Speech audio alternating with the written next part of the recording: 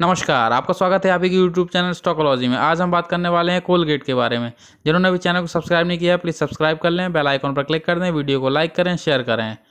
अब हम कंपनी के रिजल्ट्स को देख लेते हैं। तो अगर इनकम की बात करें तो टोटल इनकम जो मार्च क्वार्टर 20 में थी वो 1,09,090 की थी और जो मार्च क्वार्टर 21 की इनकम है वो 1,28,981 है।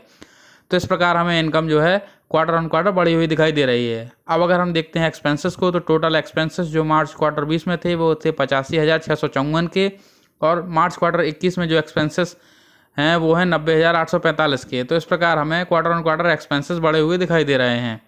अब हम कंपनी की ईयर ऑन ईयर परफॉर्मेंस को देख लेते हैं। तो टोटल इनकम जो फाइनेंशियल ईयर 19-20 में थी वो 4,57,433 थी, जो कि फाइनेंशियल ईयर 20-21 में 4,27,157 हो गई। तो यहाँ पर हमें इनकम ईयर ऑन ईयर बढ़ती हुई दिखाई दे रही है। अगर एक्सपेंसेस को देखते हैं तो फाइनेंशियल ईयर 19-20 में 3,53,096 के जो एक्सपेंसेस थे वो 3,52,135 में होते हुए दिखाई दे रहे हैं। तो इस प्रकार हमें एक्सपेंसेस जो है ईयर ऑन ईयर घटते हुए दिखाई दे रहे हैं, जो कि काफ़ी अच्छा है। अब हम बात करते हैं कंपनी के जो प्रॉफिट एंड लॉस स्टेटमेंट है उसको देख लेते हैं।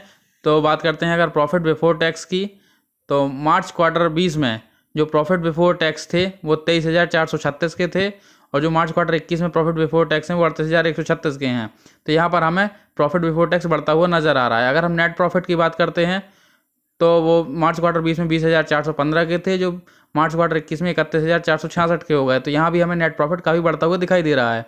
अगर total comprehensive income of the period की बात करें तो 18,862 के स्थान पर 31,791 की हमें जो है इनकम दिखाई देती है।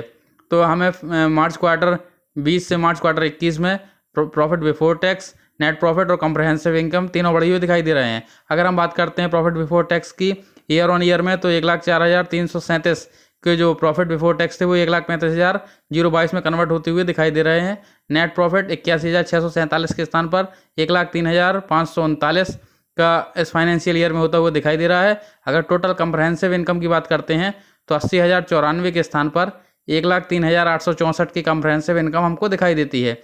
तो इस प्रकार अगर हम देखें तो हमें कंपनी का प्रॉफिट बिफोर टैक्स और नेट प्रॉफिट और कॉम्प्रहेंसिव इनकम तीनों ही ईयर ऑन ईयर में बढ़े हुए दिखाई दे रहे हैं।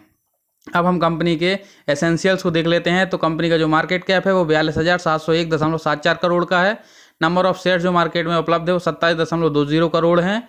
पीबी रेशियो 22.7 का है। डिविडेंड यील्ड 1.78% का है। कैश रिजर्व जो कंपनी के पास है वो 421.27 करोड़ के हैं। प्रोमोटर्स की होल्डिंग 51% है।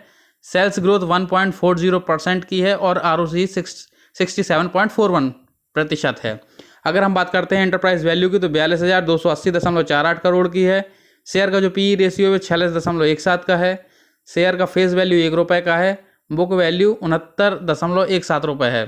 कर्जे की बात करें तो जीरो दिखाई देता है, मतलब कंपनी कर्ज मुक्त है, डेप्ट फ्री है। ईपीएस की बात करें तो 34 रुपये का है। आरओई 53.75% का है और प्रॉफिट ग्रोथ जो है 18.04% है।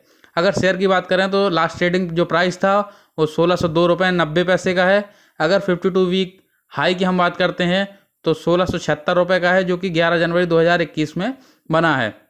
अगर हम बात करते हैं 52 वीक लो की तो 1257.05 है, जो कि 27 मई 2020 को बना है।